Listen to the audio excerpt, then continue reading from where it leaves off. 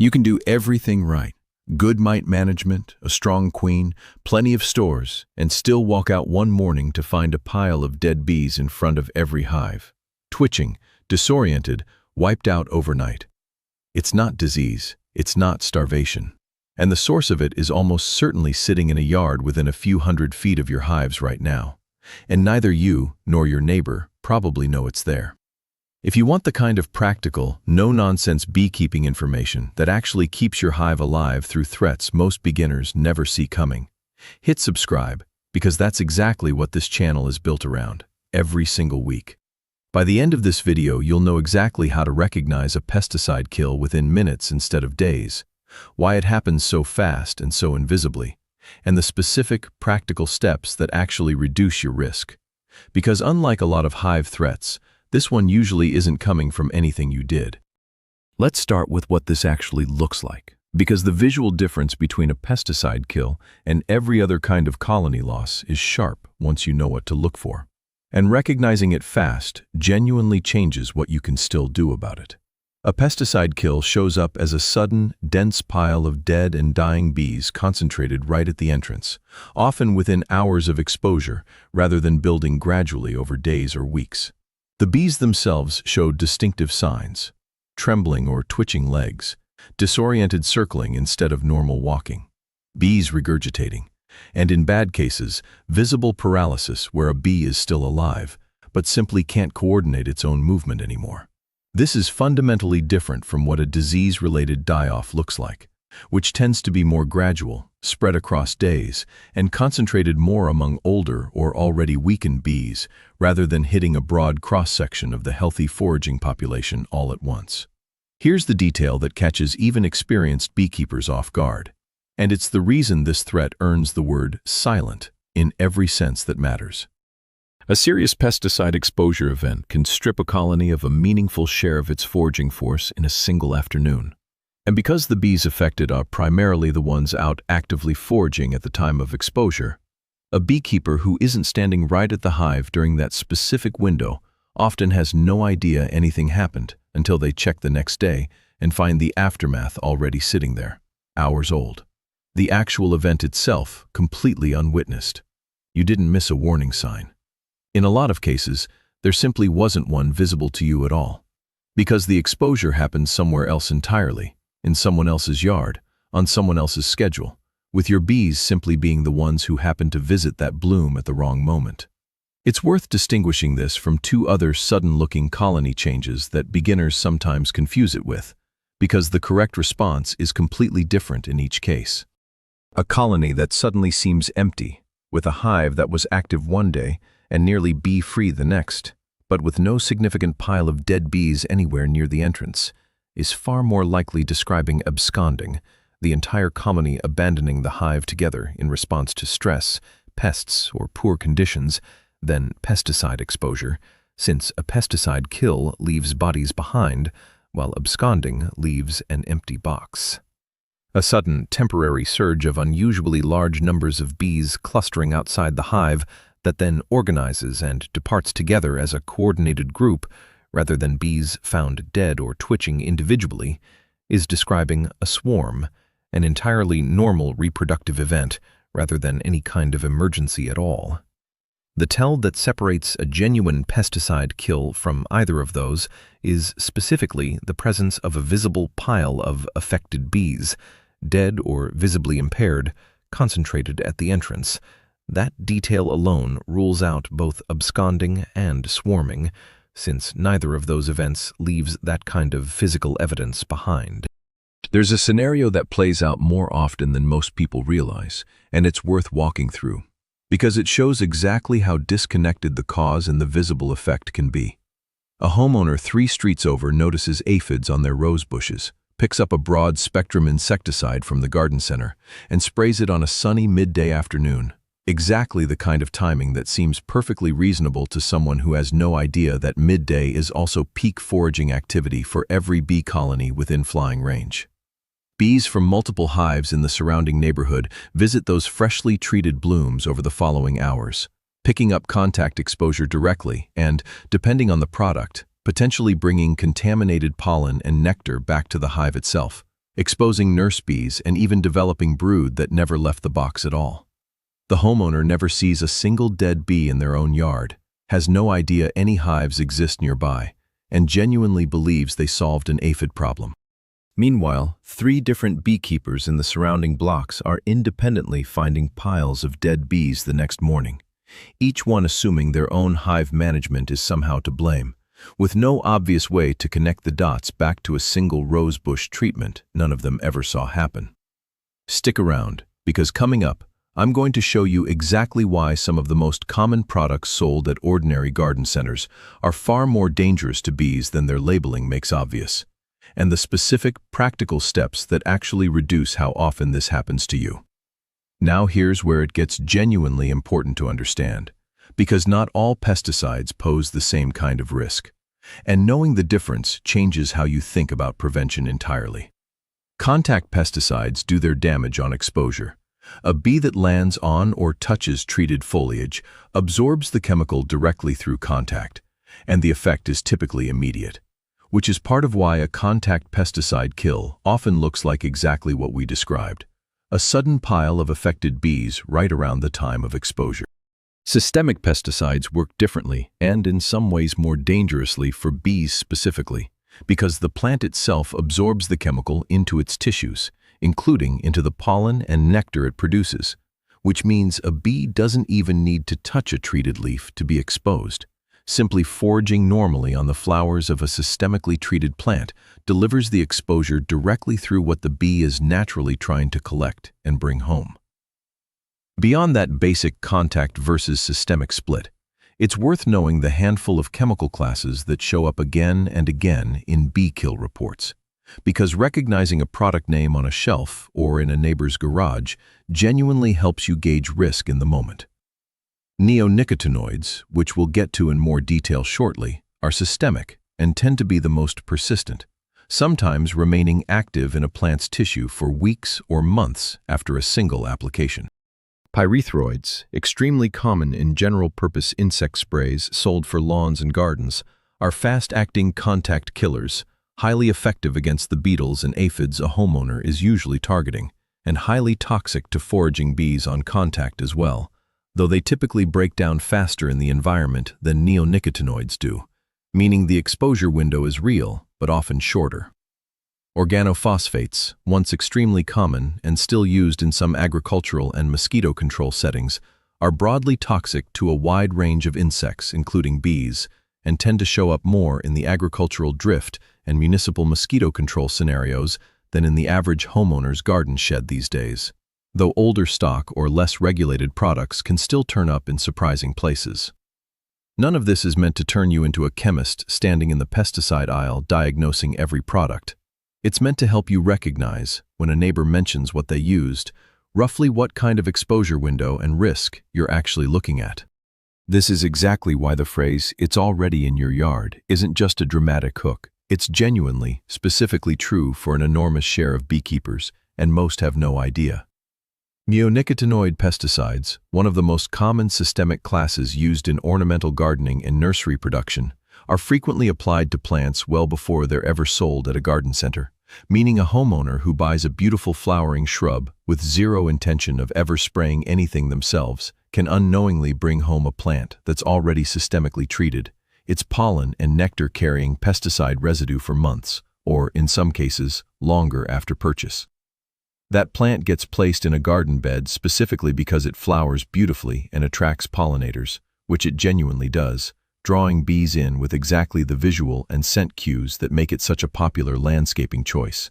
Except now it's drawing foragers toward a resource that's actively working against them the whole time it blooms.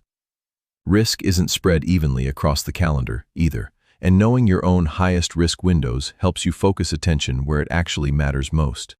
Spring brings a wave of lawn care treatments as homeowners tackle early weeds and grubs, right as fruit trees, dandelions, and clover, some of the best early forage a colony gets all year, are blooming in the same yards.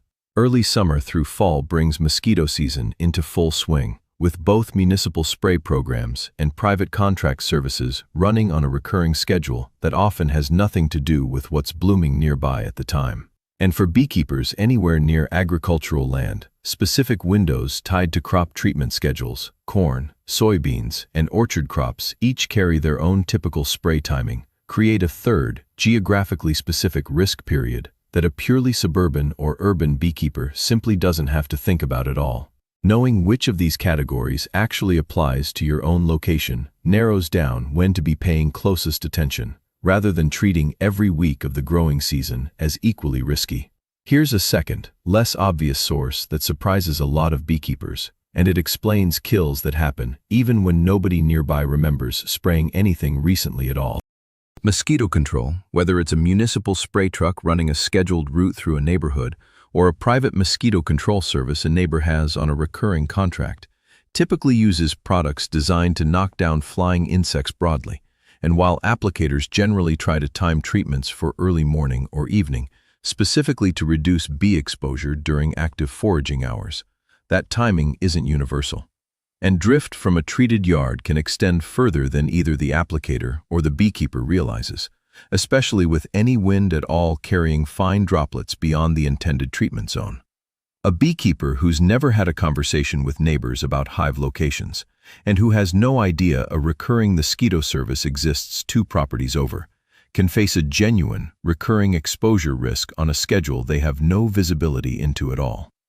The overall risk profile looks meaningfully different depending on whether you're keeping bees in a dense suburban neighborhood or out near working farmland, and it's worth understanding which situation actually describes your own apiary.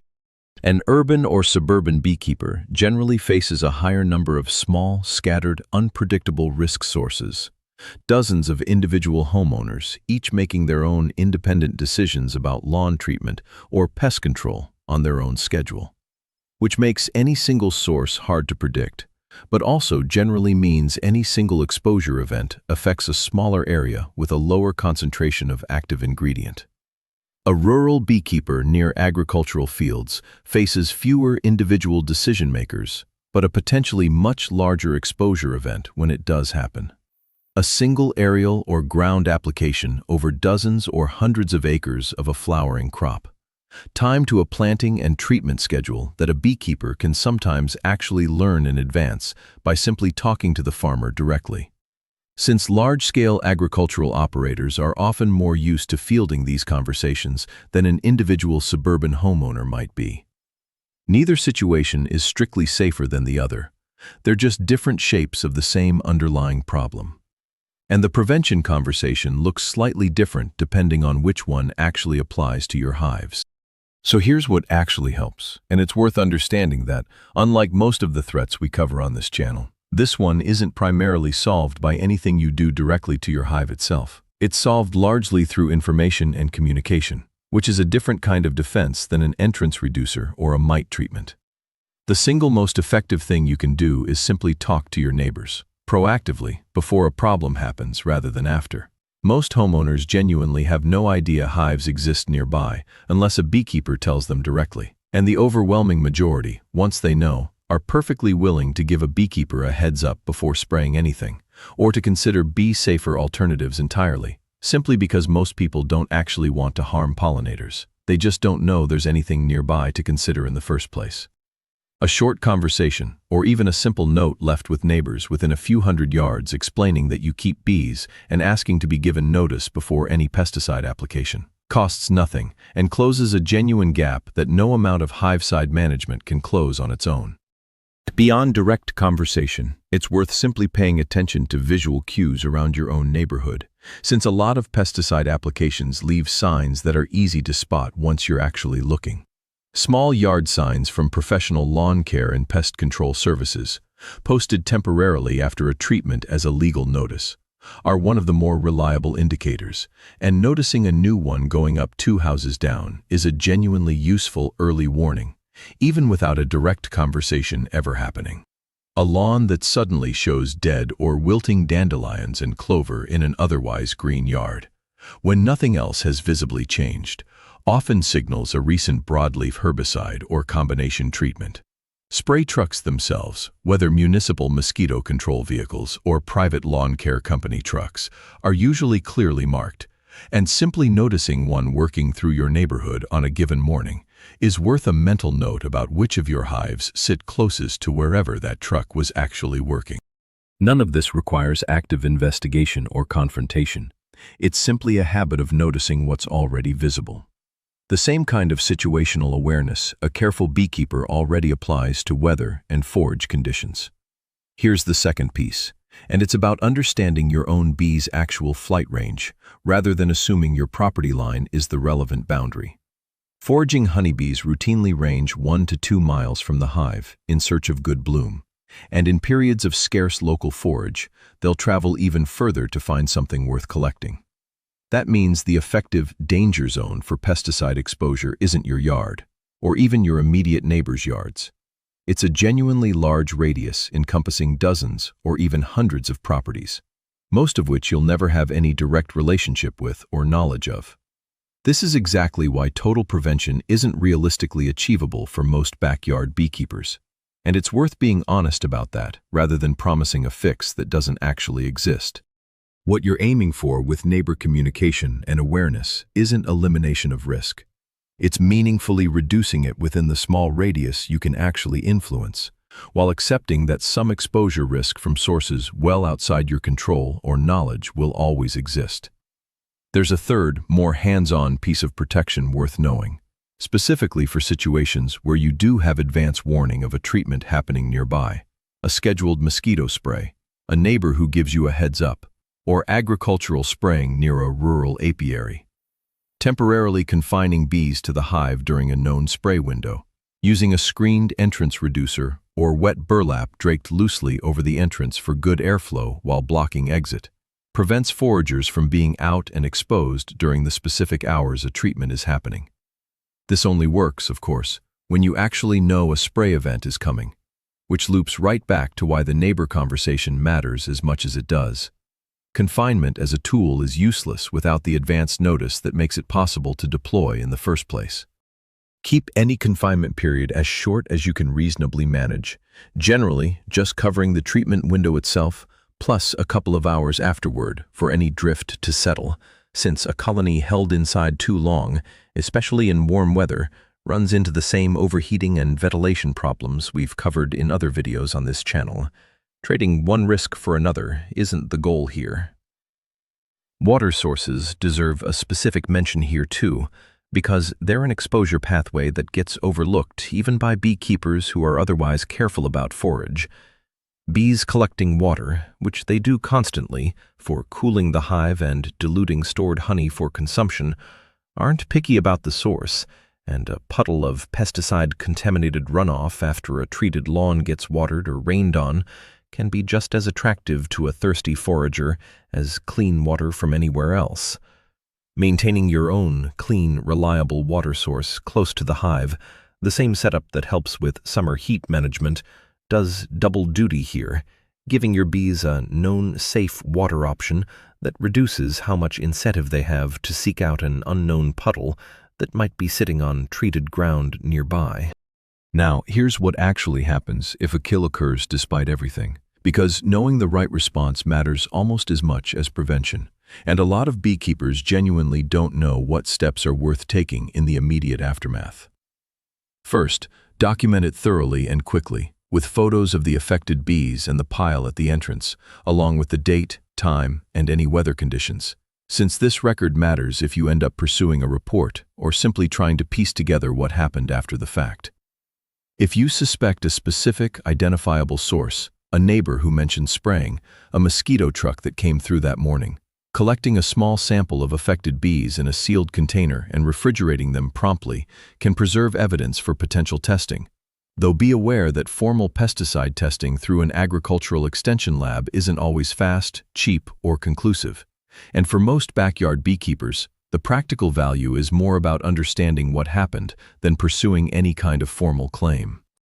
Some state apiary programs and university extension services offer bee kill testing at reduced or no cost, specifically because they're trying to track patterns across a region, which is worth a quick call to your local extension office to ask about before assuming private lab testing, which can run into the hundreds of dollars, is your only option.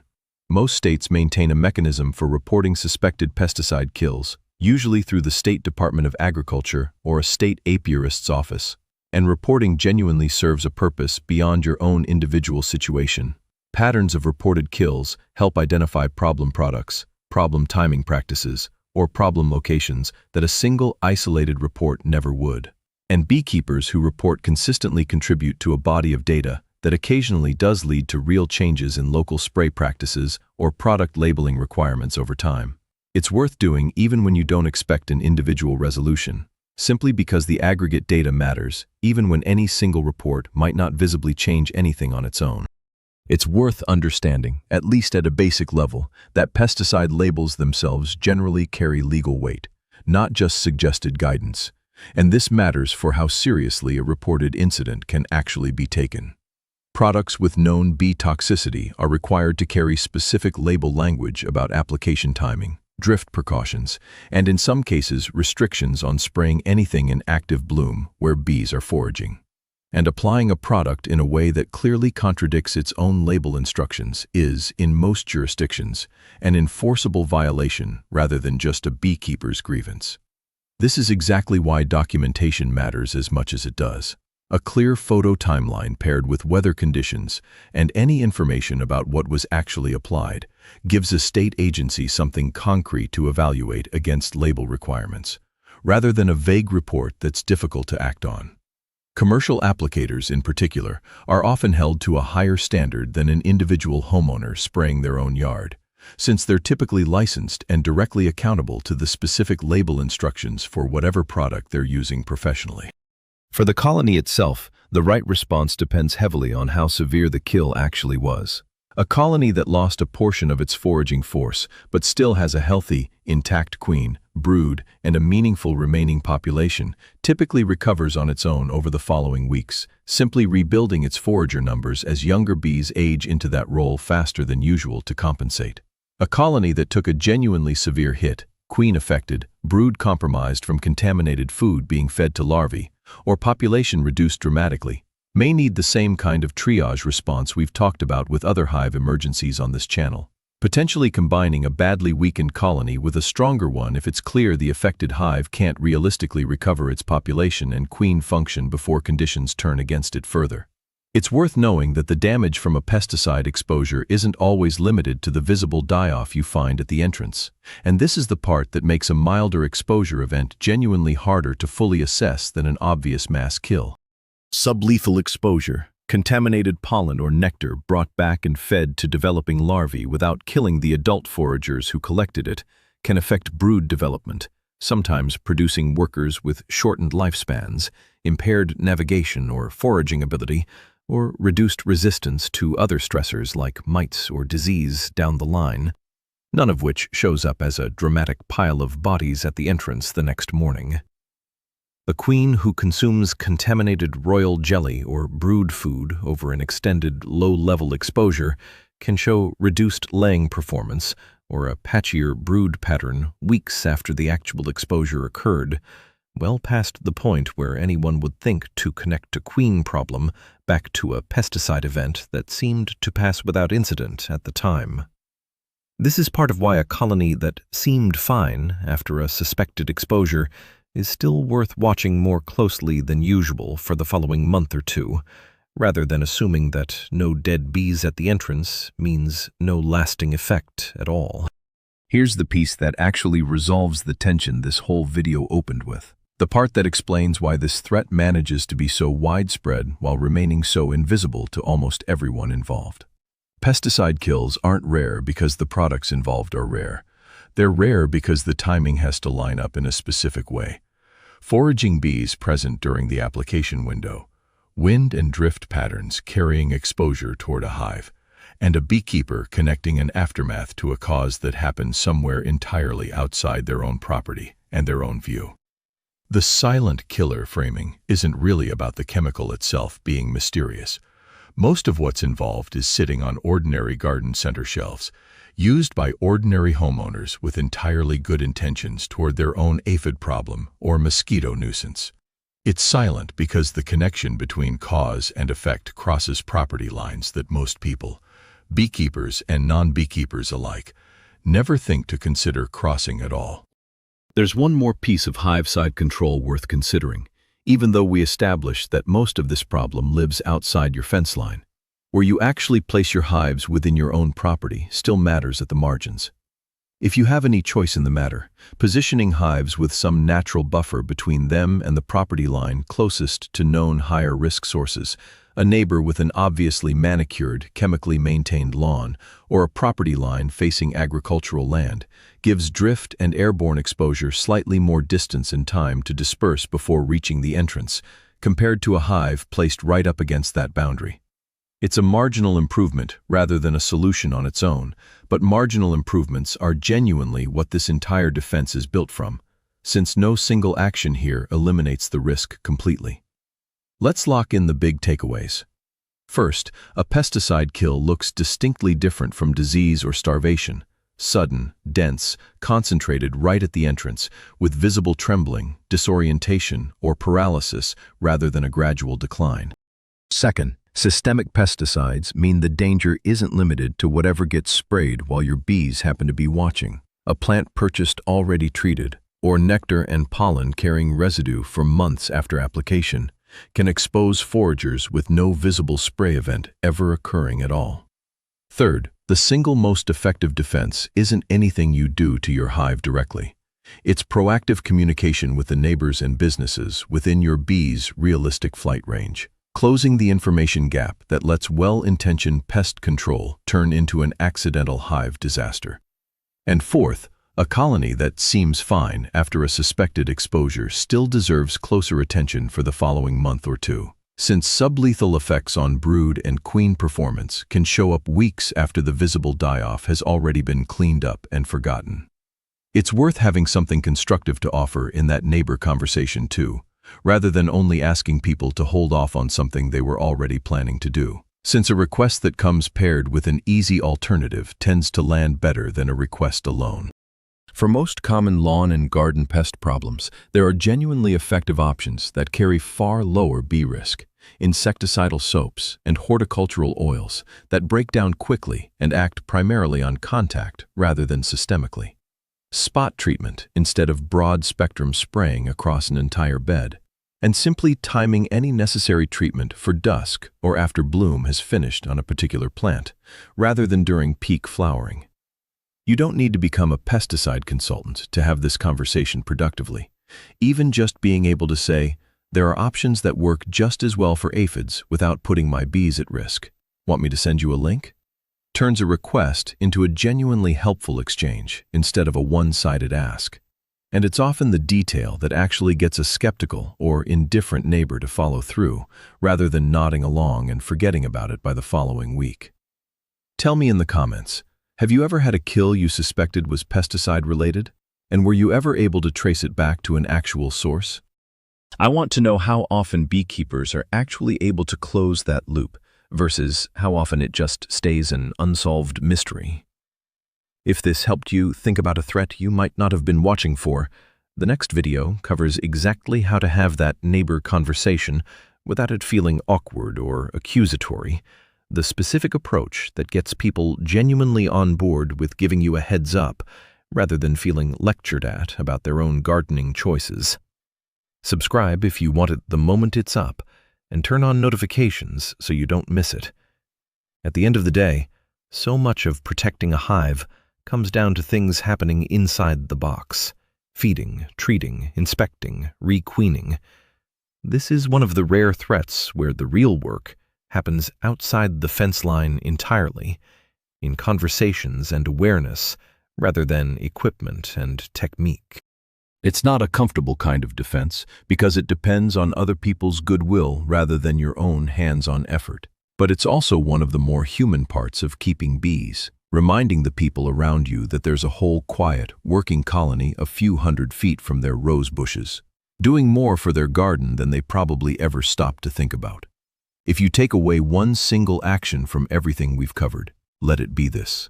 This week, before you do anything else related to your hives, have that first conversation with whichever neighbor sits closest to your bees.